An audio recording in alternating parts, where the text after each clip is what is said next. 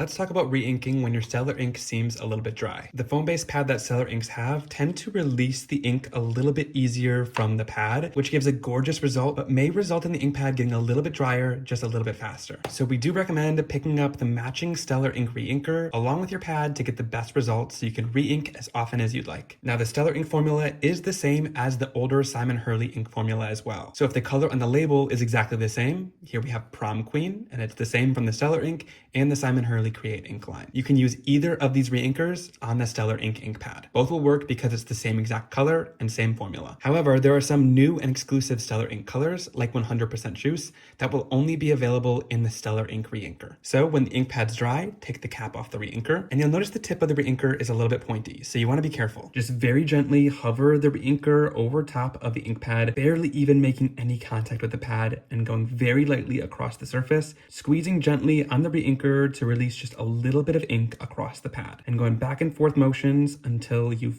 fully re-inked the surface. A little bit goes a really long way with the reinker, depending on how dry your pad is. If you want to really work the ink into the surface of that pad, I recommend taking a photopolymer stamp and just kind of stamping and zhuzhing it onto the surface of that pad lightly across to kind of work it in. The reason I recommend using a stamp is because it's made to use on the ink pad and it's not sharp. But if you have a little silicone tool that you can swipe across the surface, that would work as well. You just don't want to use anything sharp on the surface of your foam pad because that might damage it. And once your ink pad is re-inked, all it takes is just really light taps into that ink pad to fully cover the stamp with ink, and then you can stamp it right down onto your card making projects, and it'll give you a beautiful impression. Now, if your ink pad is slightly too juicy after you re-ink it, you can always press it onto a piece of cardstock to get rid of some of that ink and make it a little bit less juicy to your liking. And then you can always use this piece as sort of colored cardstock to die cut from. I think you're gonna love stamping with your brand new Stellar ink pads.